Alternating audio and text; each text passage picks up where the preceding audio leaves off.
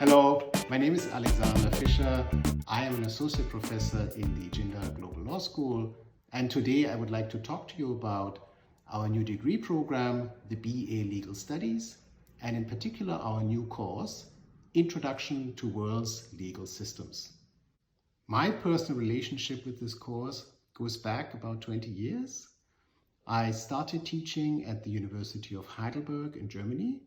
Then I taught at the University of London for about 11 years. And in 2017, I joined OP Jindal Global University. And I cannot tell you how much I miss our wonderful campus in Sonepad. Personally speaking, I see this new course as something like a flagship course for the new program and maybe for the Jindal Global Law School as a whole. And I think if you just let the words of the title of the course echo in your heads, world, legal systems, it sort of becomes intuitively clear that what we learn in this course is to cross boundaries.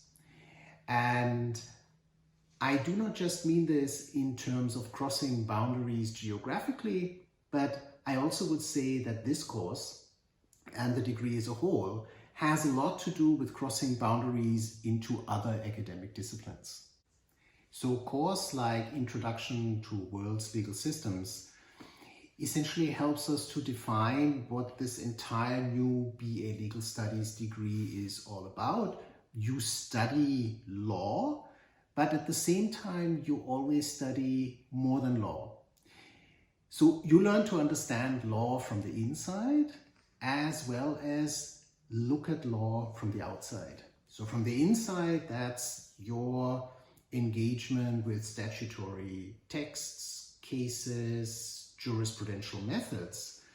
And side by side, step by step, we also look at law from the outside, from the perspective of an economist, a philosopher, a sociologist, a historian, or just in the sense of taking law seriously as a cultural phenomenon.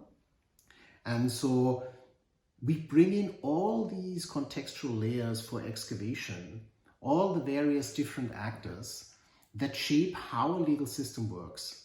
So this entire course is designed to help you learn how to make these connections. So if you really want to understand the causes of things, and if you want to understand a legal phenomenon in all its complexity, then you need to be ready to cross these boundaries and to take a look at the perspective that other disciplines teach us for thinking about law. Just to give you an example, which is maybe on the one hand side a little bit obvious, but then also allows us to think it through together without much problems. We all know about the revolutions in information technology, the rise of platforms like Facebook, Twitter, or YouTube. None of these platforms were created by lawyers or in law schools, right? They're coming out of science laboratories, they were created by software engineers, the finance was given by bankers. Yet at the same time, the full impact of these technological revolutions is felt in every country around the world. And in wherever you go, judges, lawyers, lawmakers, people working in the field of regulation are sort of scratching their heads, and they're thinking about the implications this has for the right to privacy, freedom of speech. And it's not just the question of the legal text or how we define privacy, but you also in the background here have shadows of economic power and influence, and who can lobby lawmakers, who can hire the best lawyers to fight in court. So the entire legal complex is sort of shaken by the emergence not just of these new technologies, but also of new actors which have come into the legal field. And that is why an interdisciplinary approach, or just to say these layers of context, is so crucial for our learning process in this course. The second point I wanted to raise, what makes this course special, is our fundamental belief that there is no better way to introduce students to law than to adopt the richness of a comparative perspective.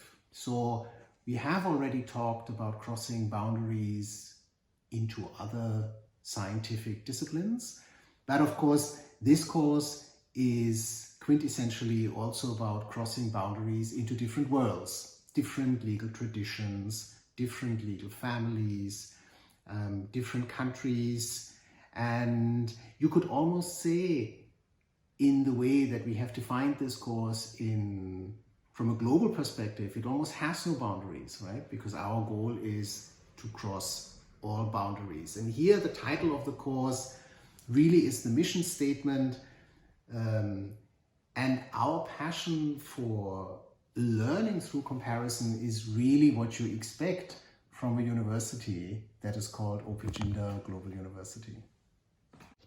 Finally, I wanted to say something about the practical relevance of this course. So I have already explained the coherent intellectual agenda that stands behind Introduction to World's Legal Systems. I have told you about why we think that the comparative method deserves a foundational pedagogical commitment.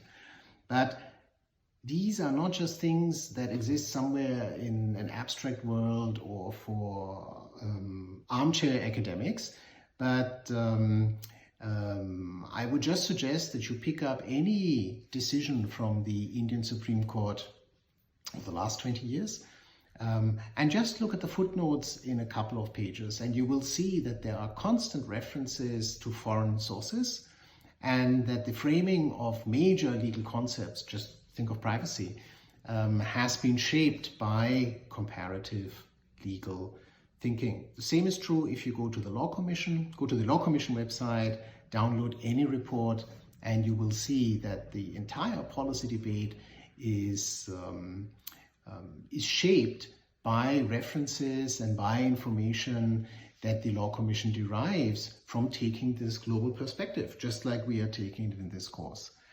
And I could say the same things about the European Court of Human Rights, the German Constitutional Court.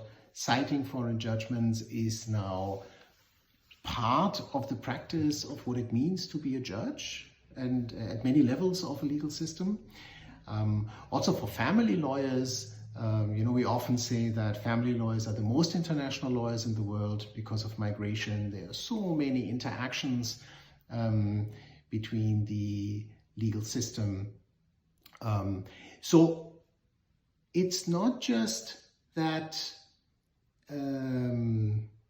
this course is going to turn you into a comparative lawyer. The goal of this course, in a very straightforward fashion, is to make you a better lawyer.